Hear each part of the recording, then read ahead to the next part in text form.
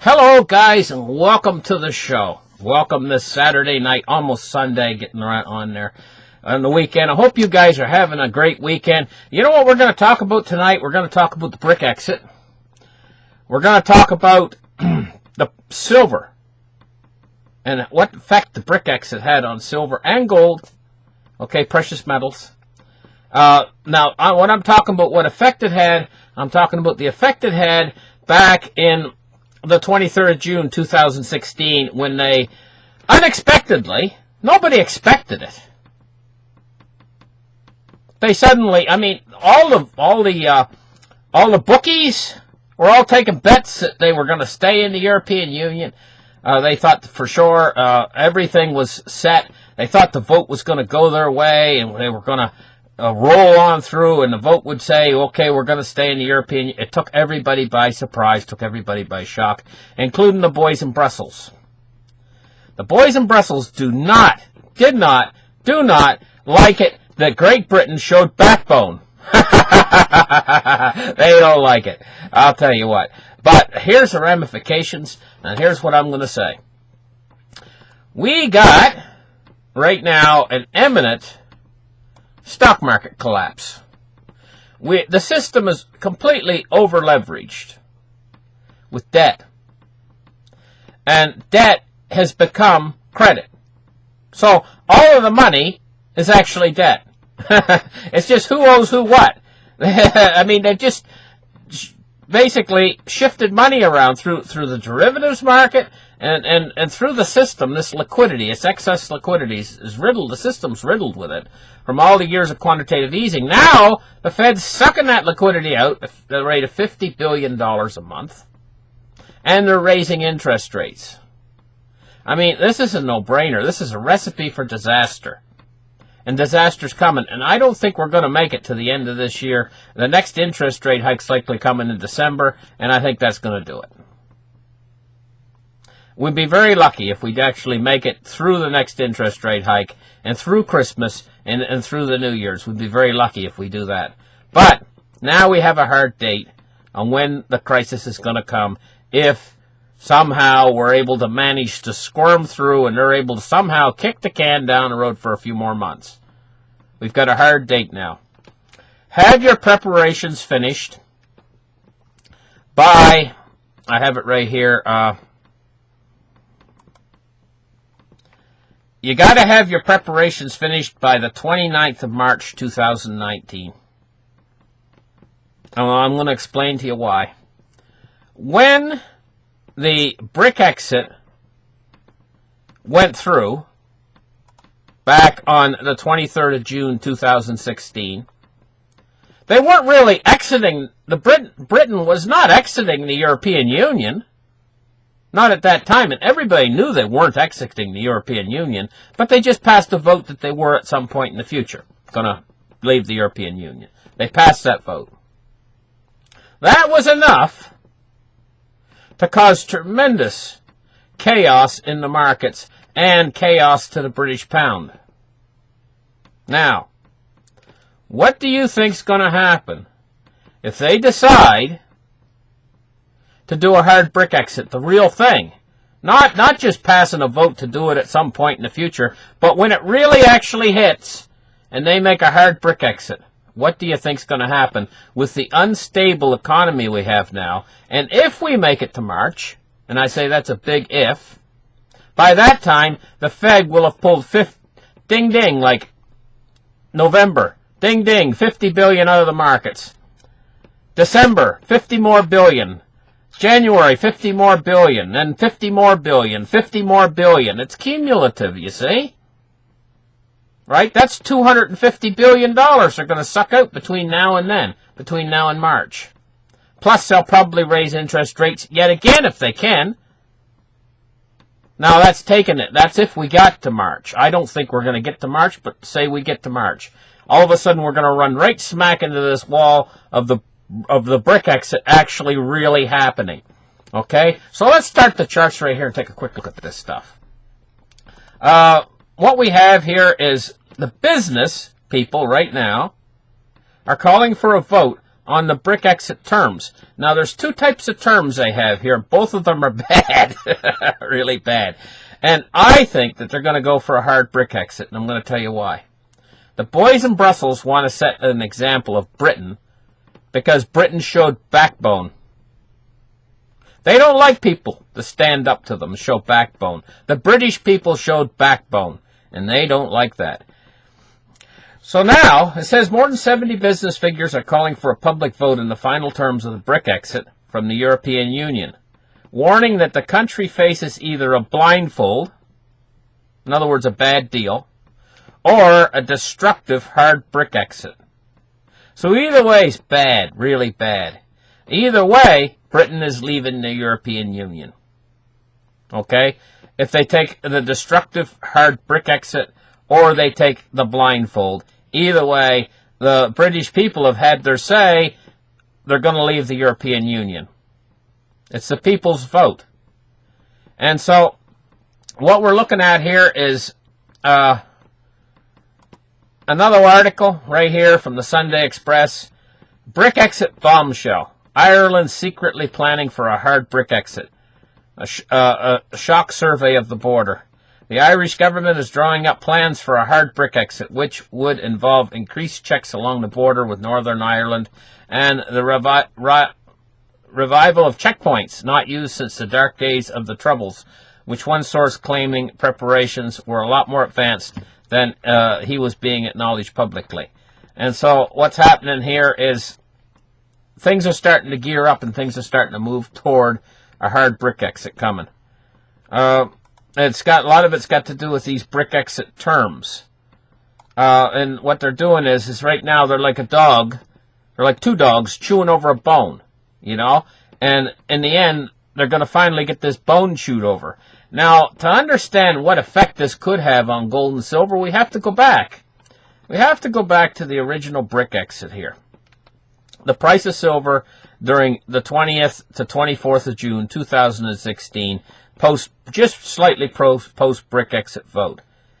It says the referendum's vote surprised many, as most anticipated the country to choose to remain in the European Union. Leaving the security of the EU could tumble Britain into another recession.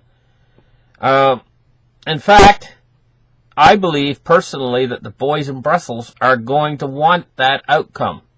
They want Britain to tumble into another recession. It says, unraveling the social and economic ties from Britain to the European continent could be extremely disruptive. It says, Friday morning saw the euro and the dollar sinking as precious metals rose. Now, this article is talking about what happened back then. The British pound sank to a 3-year low. That's what happened during the Brexit vote.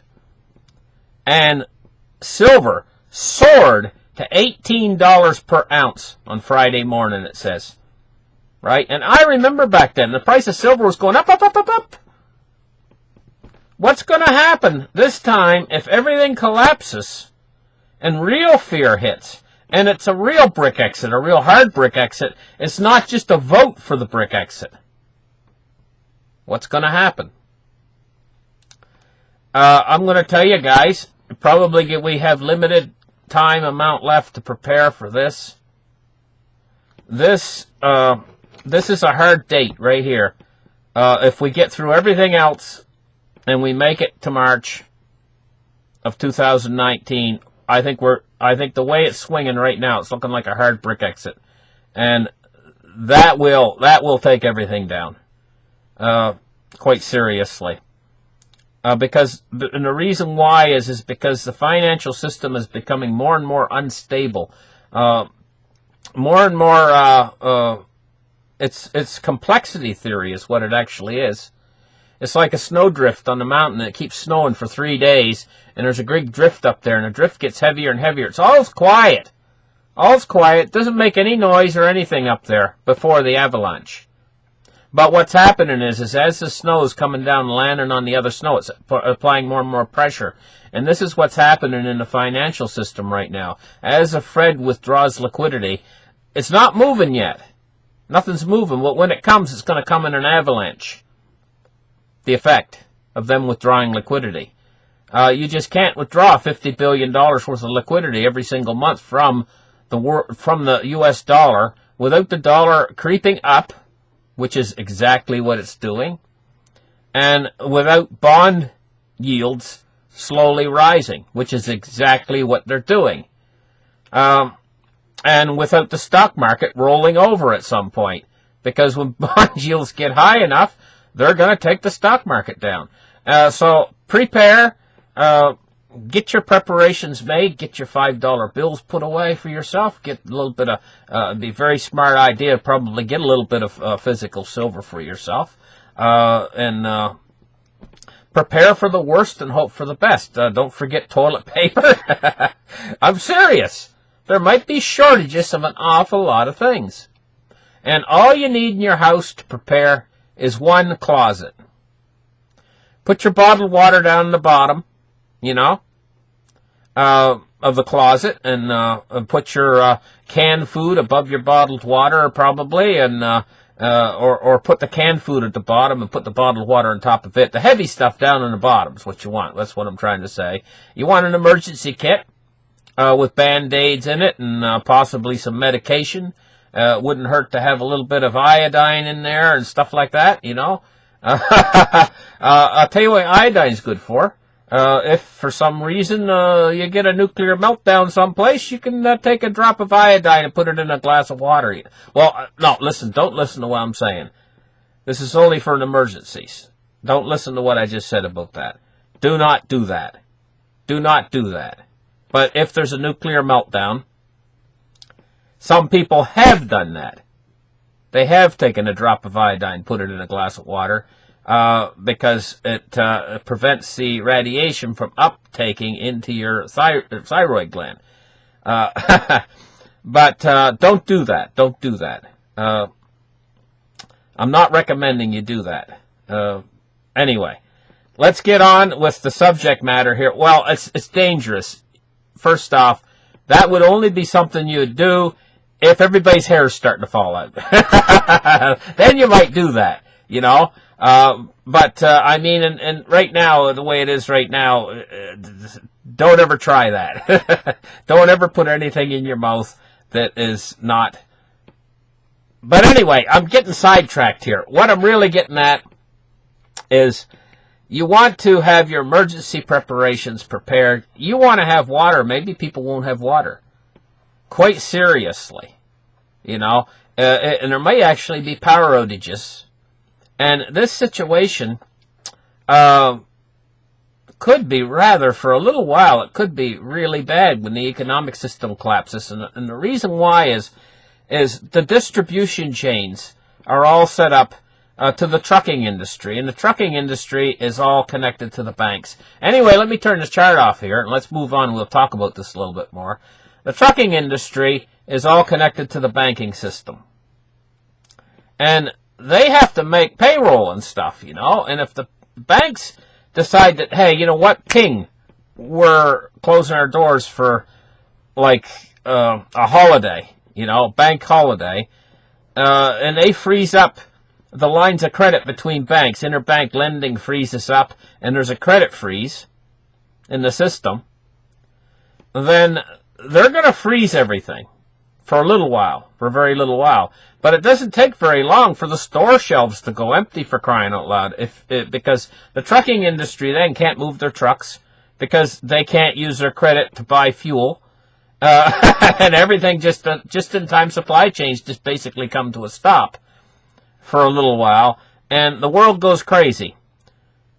The almost instantaneous reaction to something like that is going to be for the central banks to get those banks moving again, to undo the system, to undo the damage of a locked-up financial system. They're going to have to work fast, too. They will. And they will do this, and they'll work fast. They'll work around the clock if they have to. They'll convene meetings, because this is what these clerical... this is what they do, these academics. Meetings. But they'll convene meetings all night if they have to. And it'll be an emergency. And they will get the banking system back up and running again. With liquidity. It's going to rain money from heaven on the banking system. from the central bank. Because if it's a crisis, they'll open up the floodgates of money. Okay, and they'll get things running again. It might take them a week or two or whatever, 3 weeks. But during that period in time, you don't want to have your stomach empty and you don't want to have no water. I'm going to tell you what. If you really don't have any water at all, say there's brownouts and blackouts in the electricity grid and everything else, you cannot last more than 48 hours. Even if you're a healthy young guy and you're only 20 years old and everything else, you're a weightlifter and everything else, you go more than 48 hours without drinking anything, and you're in big trouble. Big trouble. You got to have fresh water to drink every single day of your life. It's just like breathing. How long can you go without breathing? 5 minutes and you turn blue. You die. Well, it only takes 48 hours to die if you don't drink anything. You know? In fact, in the first 24 hours, you'll be severely dehydrated. Okay, so you want to have that water there for you. Your neighbors might not have any fresh water to drink, but you want to have the water. If you're on a city water supply, people say, oh, we're on a city water supply. We don't worry. We got lots of water to drink. If the water goes out, we'll drink tap water. Because if we get a power grid outage, right, the city water supply, what it does, it comes from these tanks that are up in the air and stuff. They got them up on hills and stuff. You've seen them. You've driven by them. The water's up in those tanks and it's gravity fed down into the system. It comes down in the system and they have these pumps set up for emergency pumps. If the power goes out, the power grid goes down. So that they test those pumps every once in a while. They make sure that they're working properly and everything else. And they have diesel fuel and everything. Hey, it sounds good. The water will still run even if the power's out. Right? Wrong. Because when the power goes out for a couple days and they start up those big generators and they start up those auxiliary pumps that they don't normally use, you're going to find that water tastes like poop.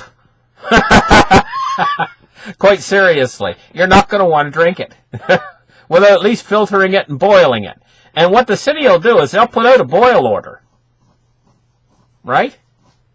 You want to have your boiled water. You want to have your bottled water, guys. Seriously. Put a little bit in your closet, you know, where you keep your stuff, where you keep your emergency stuff, you know. And if you're prepared like that, your neighbors might be the one that has to go thirsty, not you, you know. So you want to think about things like that. Any rate, thank you guys for listening. Like and subscribe, and we'll catch you in the next episode. Bye-bye, guys.